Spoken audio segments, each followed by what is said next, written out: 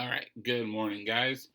Okay, so I've gone through a lot of your answers on Pear Deck regarding the essay and who you think Tom represents and who you think Huck represents. And I think there's a lot of confusion. And so I want to kind of do a little bit of backtracking before we move forward because I got a lot of answers that were completely off or you were focusing on the wrong things and stuff like that. Okay? So I want to backtrack. So, one of the things that the ending of the book is talking about is how African Americans were treated and how they were re enslaved after the Civil War. They were free, but through all the means like sharecropping and the convict lease system and things that we talked about in those videos or that you read in the article. It talked about how black people were re-enslaved, and that could be a kind of way of looking at the ending as well. So what I want you to do is I want you to go back through the PDF. Go back through that article. If you have yours on paper with you, great. If you don't, there's a PDF online. I will put it on this assignment as well. It'll be in the materials, okay? And what I want you to do is I want you to be looking for groups of people that Twain could be criticizing, okay? Again, we're talking about satire here. We're talking about criticizing people. So a lot of you are saying answers like they're pirates or they're heroism and their realism.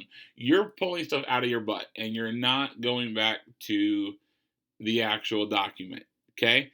Go back to the article, go back to the PDF so that way you can see on there exactly, oh, this is who he's criticizing, and then start figuring out, okay, this is why he's criticizing them.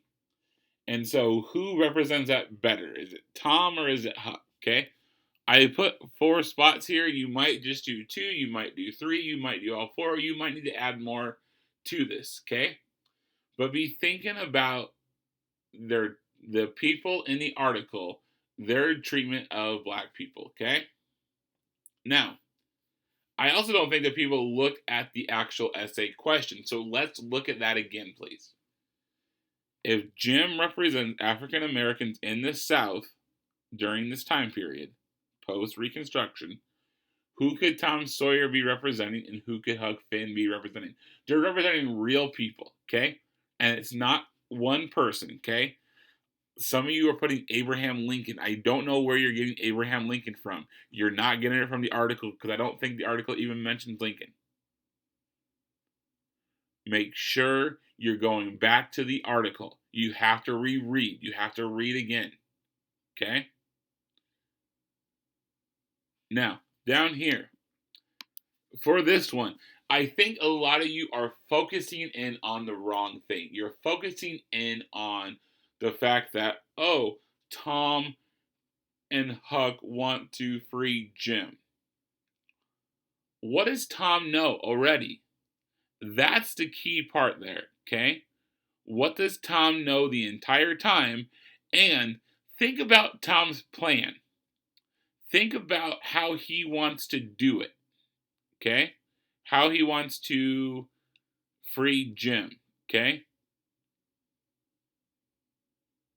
Also, with Huck, think about how he started off with Jim and then how he started off with Tom at the end. Does Huck become a better character? Does he become a worse character? Why or why not? And then who does that represent? And again, you need to go back to the article.